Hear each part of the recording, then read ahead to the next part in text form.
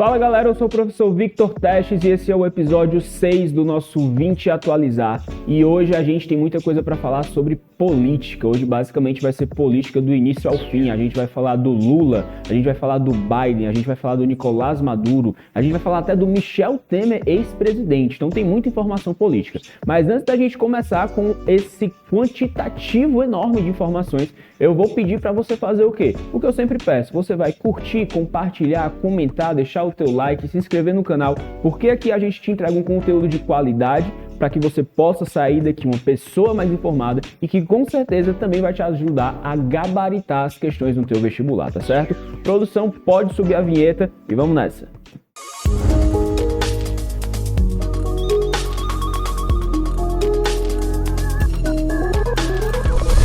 Gente, seguinte, hoje o primeiro assunto que nós vamos falar é sobre o governo Lula. Na última semana, o governo Lula completou 6 meses. E aí a gente tem pontos positivos e pontos negativos para destacar, tentando trazer a maior imparcialidade possível, tá certo? Obviamente, se você é a pessoa mais alinhada à direita, você tem muitas críticas a tecer ao governo Lula. Se você é uma pessoa mais alinhada à esquerda, talvez você tenha mais elogios para fazer. Mas vamos tentar aqui trazer fatos sobre esse governo, tá bom?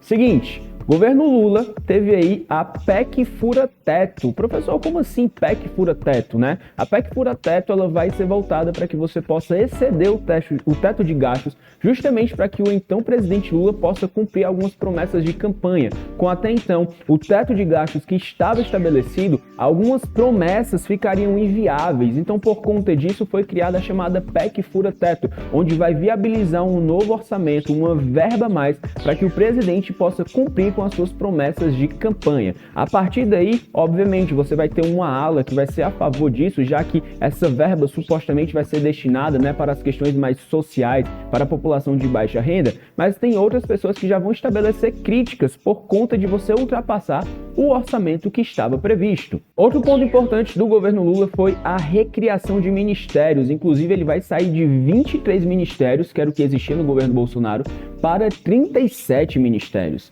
E isso é algo que pode também ser interpretado de forma positiva ou de forma negativa. Obviamente, 37 ministérios, o primeiro pensamento que vem na nossa cabeça é que isso vai gerar mais gastos. Porque se você for acompanhar a lógica, com 23 ministérios eu vou gastar um valor X.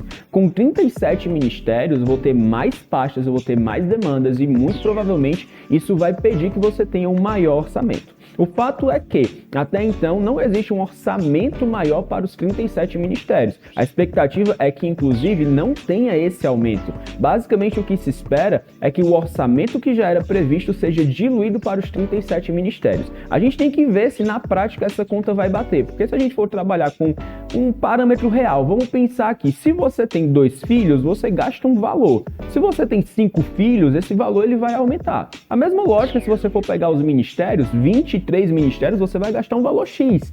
37 ministérios é de se esperar que você gaste mais. Mas até então foram recriados os ministérios, aumentados esses ministérios, porém sem previsão de um aumento no orçamento. Então a gente espera o quê? Que o orçamento de 23 ministérios acabe sendo diluído para 37 ministérios. A gente tem também a volta do Bolsa Família e do Minha Casa Minha Vida, mas atenção, é a volta. Porque na verdade esses programas basicamente eles vão ter uma mudança de nome de governo para governo.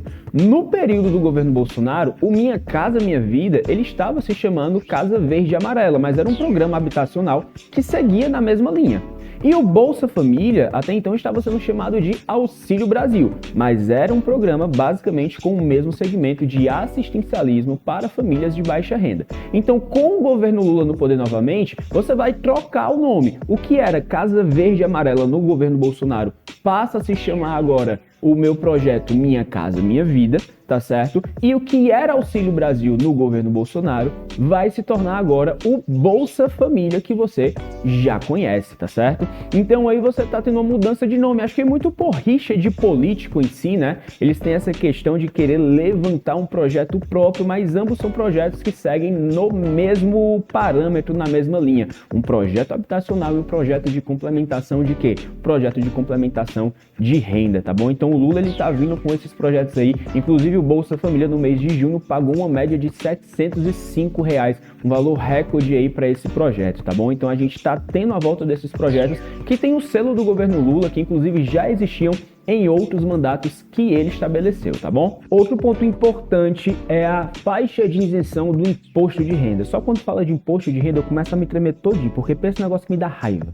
Paguei meu imposto de renda, meu amigo, veio uma bolada, tá certo? Mas o que aconteceu? O presidente Lula, ele aumentou essa faixa de isenção de R$ 1.900 para quê? Para a casa ali dos R$ 2.640, fazendo com que essas pessoas que têm basicamente essa renda não precisem pagar o imposto de renda entrando na faixa de isenção. Lembrando que o imposto de renda ele vai ser cobrado anualmente, tá bom? Com base nos seus rendimentos. Então, com essa medida, o Lula livrou uma população que ganha relativamente um salário baixo, né, de estar pagando esse imposto. E uma outra medida também financiada pelo governo é o programa Carro Zero. Não sei se você observou, se era do seu interesse estar comprando um carro aí nos últimos meses, mas a gente teve um barateamento dos carros populares com financiamento promovido pelo governo, tá certo? Então a gente está tendo a população com a maior facilidade, com maior acesso à compra do seu carro zero. Isso é um programa financiado pelo governo que fez com que você tivesse um barateamento, mais carros sendo colocados na rua e tirando muitas pessoas do transporte público, né? O que pode ser uma boa nesse sentido de você livrar o transporte público, mas ao mesmo tempo você coloca mais carros nas ruas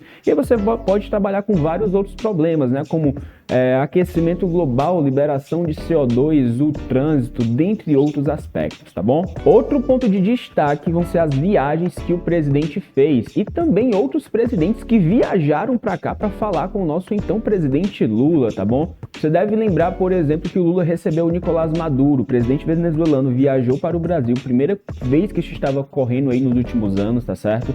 E aqui isso rendeu bastante, porque o Lula recebeu o Maduro com muitos elogios, com muitas honrarias, falando sobre um discurso político para legitimar a Venezuela, que vive uma condição de ditadura. Isso é basicamente algo indiscutível, né? Mas segundo o próprio presidente, ele fala sobre o conceito de democracia ser relativo. Isso gerou muitas críticas por parte das pessoas, né? O fato dele receber o Nicolás Maduro. Mas lembrando que isso, galera, é apenas política. O Lula recebeu o Nicolás Maduro porque é assim que se faz política. Política você acaba tendo que se aliar com algumas questões um tanto quanto controversas, tá bom? Por exemplo, você poderia ir ter reunião do Lula com o presidente da China. E você não teria muitas críticas quanto a isso. Por quê? Porque a China é uma grande potência mundial, mas já que foi o presidente da Venezuela, um país que vive numa condição de ditadura, você está tendo muitas críticas. Professor, e a China também vive uma ditadura? A China tem um partido único, o Partido Comunista Chinês, não existe uma pluralidade partidária naquele país. Porém, as críticas foram feitas e o Lula tem sido aí constantemente atacado por conta dessas honrarias que ele deu ao Nicolás Maduro e por conta das palavras que foram proferidas pelo nosso presidente sobre as questões democráticas existentes na Venezuela. O presidente Lula também viajou aos Estados Unidos buscando estreitar os laços com os americanos e principalmente com o presidente Joe Biden, tá certo? Que não tinha aí toda essa amizade toda com o presidente Bolsonaro. Até porque o presidente Bolsonaro, ele sempre foi um apoiador do Donald Trump, porque pelo menos na cabeça do Bolsonaro, ele e o Trump, eram assim, amigos até demais. Pro Trump nem tanto, pro Trump acho que não tinha toda essa parceria, mas o Bolsonaro sempre declarou um apoio tranquilamente assim ao presidente Donald Trump, que acabou que não se elegeu. E quando Joe Biden chega ao poder nos Estados Unidos, você acaba que tem o quê? Você tem as relações começando a se afastar. Mas o presidente Lula, assim que ele assume, ele também viaja aos Estados Unidos, se encontra com o Joe Biden, visando o quê, professor? Visando estreitar essas relações novamente. Esse foi o nosso primeiro assunto, tá certo? Do 20 Atualizado de hoje, trazendo um grande resumão dos primeiros acontecimentos dos 6 meses de governo Lula. Então a gente encerra por aqui, tem outros acontecimentos que com certeza a gente vai falar nos próximos episódios e bora pro tópico 2. E agora a gente vai falar de outro presidente, que talvez você não tivesse escutando falar dele nos últimos meses, nos últimos dias, mas eu vou te falar sobre quem? Eu vou te falar sobre o Michel Temer, que agora é funcionário da onde? Do Google. sério, professor? Sério, Michel Temer é funcionário do Google. Como que aconteceu isso? Ele chegou lá, mandou currículo, participou do processo seletivo? O que foi que aconteceu? A verdade é que o Michel Temer foi contratado pelo Google para fazer um papel de articulação política diante da PL da fake news. Você deve ter ouvido falar sobre isso, né? Uma proposta que você vai ter a respeito das fake news, a respeito de notícias que são veiculadas, mas que não têm a sua veracidade confirmada, né? E as big techs, as grandes empresas do setor de tecnologia, elas têm medo que isso possa gerar um certo tipo de censura e de responsabilidade que possa ser atribuída aí. Por conta disso, a Google, ela contratou o Michel Temer para ser um político de articulação, entendendo que ele consegue transitar ali pela direita, pela esquerda, pelo centro, tá certo? Fazendo com que ele consiga conversar com os parlamentares, visando estabelecer uma condição de virar voto, porque para as big techs eles têm ali um medo do que essa PL da fake news pode promover. E como tem uma tendência de que ela seja aprovada, cabe ao Michel Temer fazer esse meio campo, fazer essa articulação para virar alguns votos e mostrar a visão das big techs diante dessa PL da fake news, tá bom? Lembrando ainda que Alexandre de Moraes, ministro do Supremo, está lá por indicação do Michel Temer. Porém, ele é um defensor da PL da fake news, então você chega numa condição de atrito, né? O Michel Temer indicou o cara tá lá, mas atualmente ele tem um pensamento diferente do Michelzinho. Então, obviamente que isso aí complica um pouco essas articulações, mas o fato é que Michel Temer está trabalhando para o Google, tentando representar as big techs diante do cenário da PL da fake news. E vamos para o nosso tema 3 do 20 Atualizar de hoje, porque agora nós vamos falar da China, tá certo? Professor, estaria a China entrando em crise? O crescimento chinês nesses primeiros 6 meses de 2023, eles não colaboram para que você possa visualizar o país crescendo e se expandindo?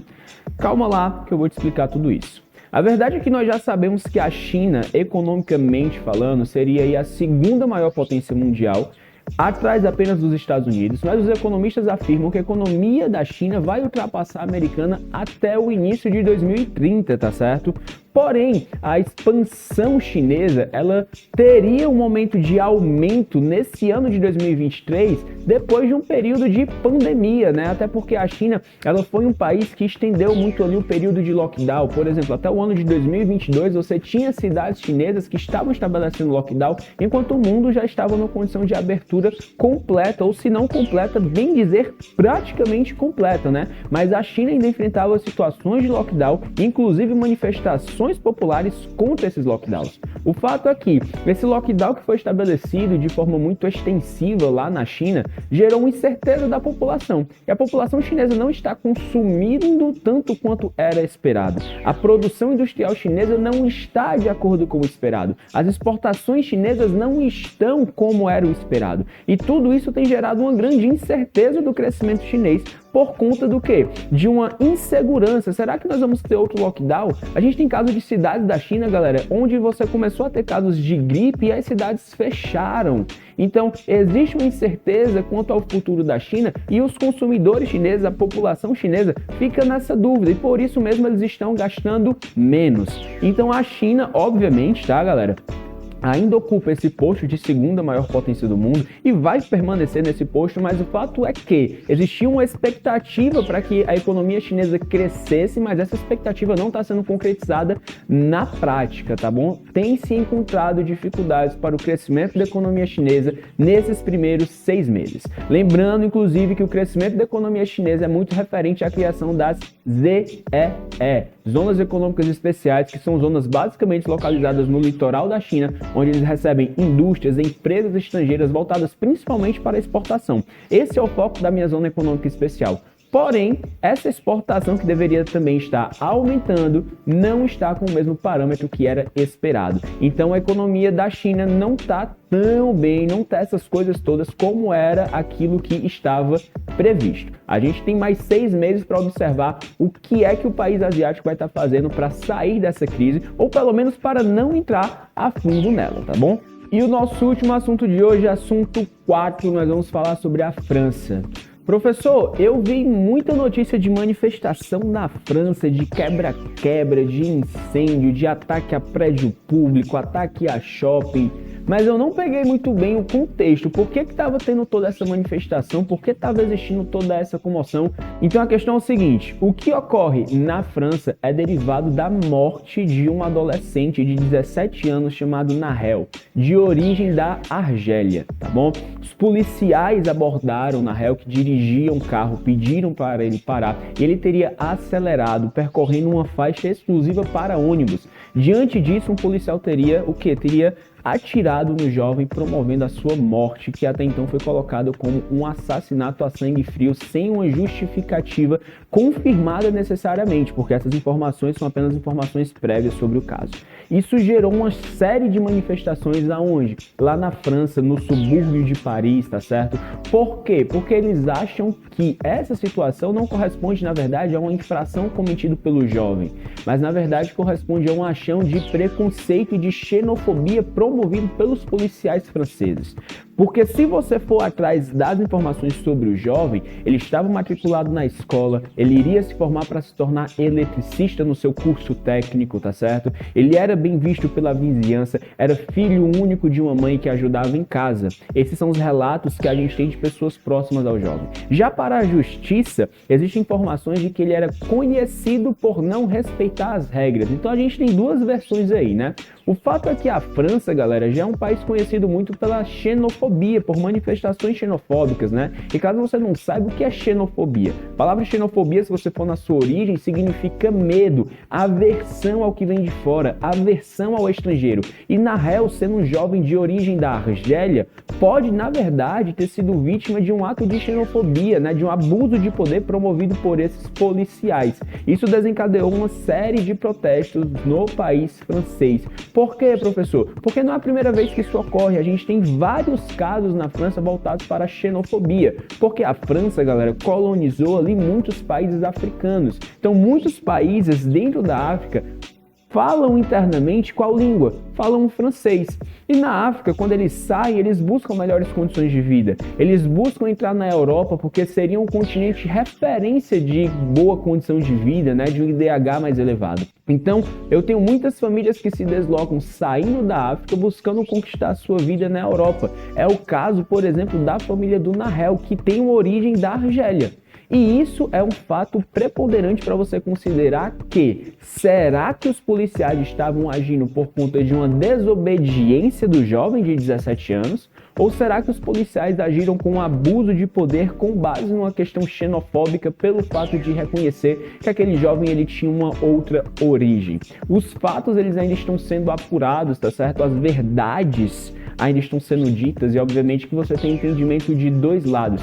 Era o Nahel um jovem bem visto, respeitoso, trabalhador, que não estava fazendo nada de errado e que houve apenas uma falha de comunicação na hora dessa abordagem? Ou seria o Nahel já conhecido pela sua desobediência aos setores da justiça? Existem duas versões aí que ainda precisam ser julgadas e precisam ser avaliadas, mas o fato é que, como isso já deixa ligado o alerta da França sendo um país xenofóbico, a população do subúrbio não aliviou, foi para as ruas manifestar. Então, muito provavelmente, você viu notícia a respeito do quê? De quebra-quebra, de saques, de vidraças sendo quebradas, de invasão a shoppings, de ataques aos prédios públicos, de incêndios que foram promovidos, e isso começou a tomar proporções muito grandes, começou a tomar o noticiário internacional, tá bom? O fato é que isso ainda vai precisar ser apurado, as verdades precisam ser ditas, mas de toda forma ficam aqui os sentimentos ao jovem Nahel, que por mais que se estivesse fazendo algo errado, não deveria ter perdido a sua vida